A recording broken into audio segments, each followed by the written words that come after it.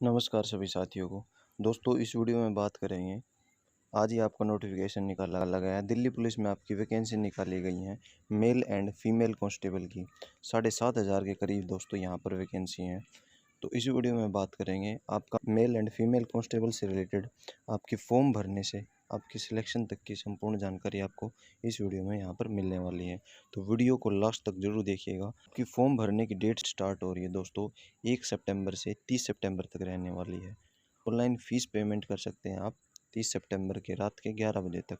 Date of window for application form correction and online payment of correction charges, यानी कि आपसे form भरते time पे कोई मिस्टेक या कोई गलती हो गई है, नाम भरने में, डेट ऑफ भरने में कोई भी मिस्टेक हुई है, तो आपको करेक्शन के लिए यहाँ पर डेट दी जाएगी 3 अक्टूबर और 4 अक्टूबर की रात के 11 बजे तक की। तो कंप्यूटर बेस्ड एग्जामिनेशन आपका दिसंबर 2023 में यह एग्ज़ाम यहाँ पर होने वाला है। यहाँ पर आपका पे स्केल रखा गया है पे लेवल 3 के अंतर्गत 21,700 से 69,100 रुपये तक का आपका यहाँ पर पे स्केल रहने वाला है। वैकेंसी के बारे में बात करें तो टोटल वैकेंसी आपकी निकाली गई हैं। कांस्टेबल मेल के लिए अनरिजर्व कैटेगरी के निकाली गई हैं 2,748, ईडब्ल्यूएस के लिए 488, ओबीसी के लिए 258, एससी के लिए 717 और एसटी के लिए 242 यहाँ पर वैकेंसी निकाली गई हैं। तो मेल कैंडिडेट के लिए 4,453 यहाँ पर आपकी वैकेंसी निकाली गई हैं। कांस्टेबल एक्स सर्विसमैन के लिए यहाँ पर 266 वैकेंसी निकाली गई हैं और कांस्टेबल कमांडो के लिए यहाँ पर इन्होंने कुछ इन्फॉर्मेशन ऐड की है, तो इसकी वैकेंसी निकाली गई हैं 337। फीमेल की अगर बात करें तो फीमेल की वैकेंसी निकाली गई है टोटल 2,491 वैकेंसी यहाँ पर टोटल निकाली गई हैं। टोटल वैकेंसी के बारे में बात करें तो 7,547 आपकी टोटल वैकेंसी निकाली गई हैं। एज लिमिट की बात करें तो 18 से 25 साल आपकी एज होनी चाहिए और एज आपकी काउंट होगी 1/7/2023 से। Candidate should not have been born earlier than, आपका जन्म 2/7/1998 से पहले का नहीं होना चाहिए, यानी कि 2/7/1998 के बाद का आपका जन्म होना चाहिए और 1/7/2005 के बाद का भी आपका जन्म नहीं होना चाहिए। यानी कि ये जो डेट ऑफ बर्थ दे रखी है, ये जो सन दे रखा है, इनके बीच में आपका डेट ऑफ बर्थ होना चाहिए, तभी आप इस पोस्ट के लिए एलिजिबल माने जाएंगे। तभी आपकी एज यहाँ पर जनरल कैटेगरी में 18 से 25 यहाँ पर काउंट होगी। अगर रिलैक्सेशन की बात करें एससी एसटी को 5 साल का दिया गया है, ओबीसी को यहाँ पर 3 साल का, स्पोर्ट्समैन की यहाँ पर कुछ डिटेल दे रखी है, इनके लिए भी यहाँ पर 5 साल का एज रिलैक्सेशन दिया गया है। Departmental candidate of Delhi police unreserve के लिए 40 साल तक की और डिपार्टमेंटल कैंडिडेट ओबीसी के लिए 43, डिपार्टमेंटल कैंडिडेट दिल्ली पुलिस में SC ST हैं तो 45 साल तक की एज तक यहाँ पर वैलिड होगा। अगर आप पुत्र या पुत्री हैं दिल्ली पुलिस में शहीद हो के, अगर आप पुत्र पुत्री हैं तो आपको 29 साल तक का यहाँ पर एज रिलैक्सेशन दिया गया है। एक्स सर्विसमैन UR और EWS के लिए 3 year after deduction of the military service के 3 साल के बाद में आपको यहाँ पर एलिजिबल माने जाएंगे। एक्स सर्विसमैन के लिए भी आप देख सकते हैं, एक्स सर्विसमैन SC ST और window divorce and judicial separated women के लिए भी यहाँ पर 5 साल का रिलैक्सेशन दिया गया है। तो ये आप अपने क्राइटेरिया के हिसाब से वीडियो को पॉज करके देख सकते हैं एज रिलैक्सेशन किस किस कैंडिडेट का कितना कितना यहाँ पर दिया गया है। एसेंशियल क्वालिफिकेशन आपकी होनी चाहिए 12th आपने पास कर रखी हो, 12th आपने यहाँ पर पास कर रखी हो। जो नॉर्मल कैंडिडेट है उसके लिए तो यहाँ पर 12th पास होना चाहिए और 11th पास कैंडिडेट वह मान्य होगा, वह एलिजिबल माना जाएगा जो बेटा हो या पुत्री हो सर्विंग रिटायर्ड और deceased Delhi police personnel multitasking staff of Delhi police, bandsman, bugler, mountain constable, driver, dispatch rider ETC of Delhi police only.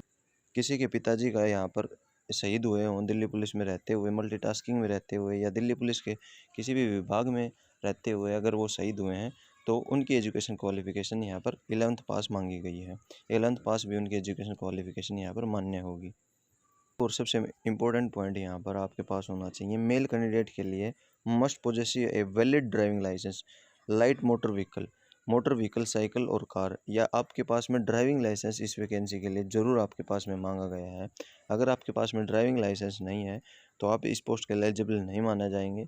आपके पास ड्राइविंग लाइसेंस ज़रूर होना चाहिए एडवर्टाइजमेंट की जो डेट दे रखी है उसके अनुसार। एप्लीकेशन फ़ीस के बारे में बात करें तो यहाँ पर 100 रुपये आपकी एप्लीकेशन फ़ीस रखी गई है अनरिजर्व कैटेगरी के लिए। और वुमेन कैंडिडेट और candidate belong to SC ST या ESM यानी कि एक्स सर्विसमैन कैंडिडेट के लिए यहाँ पर फ़ीस में छूट दी गई है, उनकी यहाँ पर कोई फ़ीस नहीं लगने वाली है।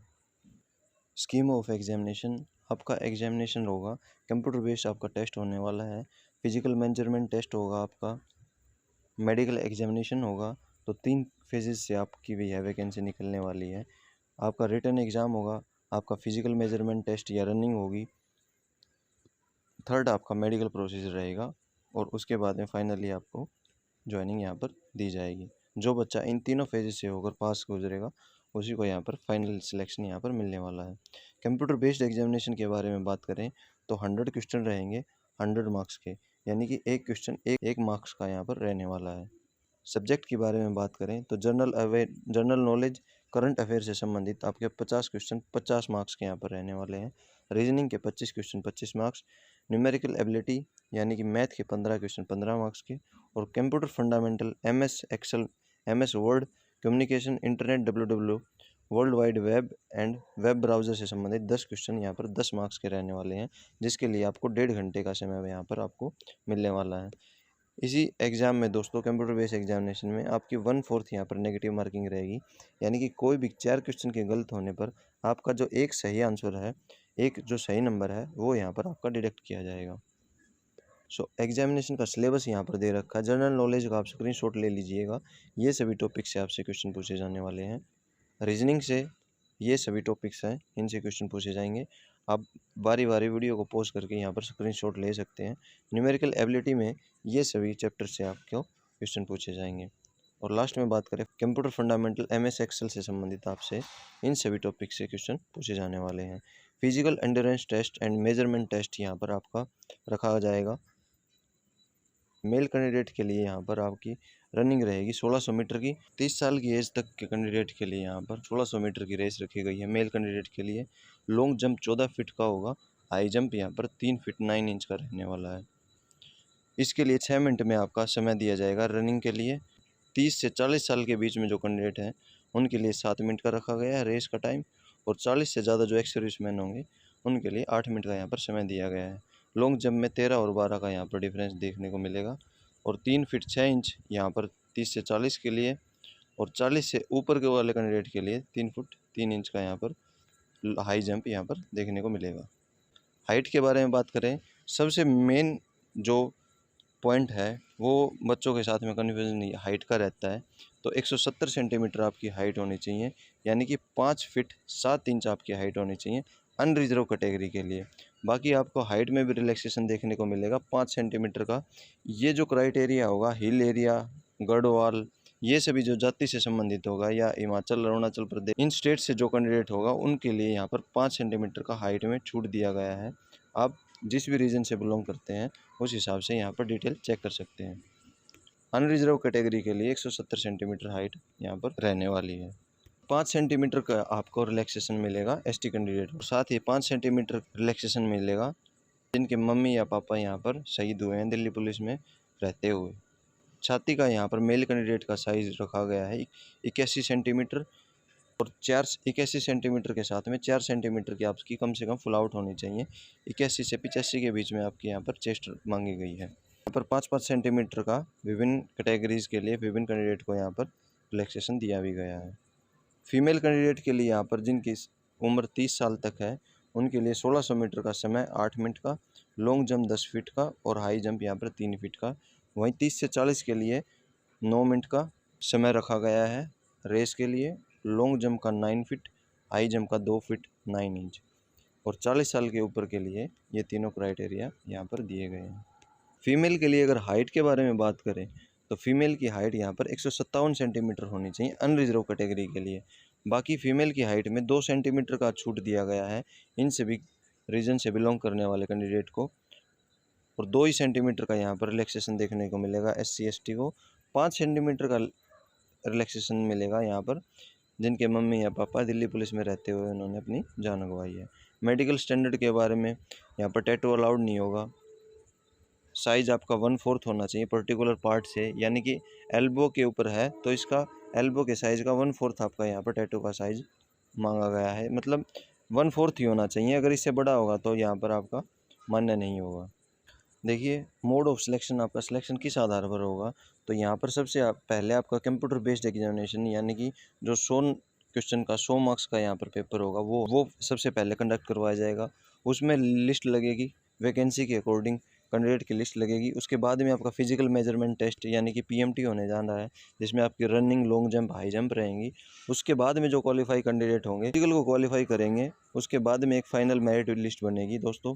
उस फाइनल मेरिट लिस्ट बनने के बाद में आपका डीवी और आपका मेडिकल यहाँ पर होने वाला है।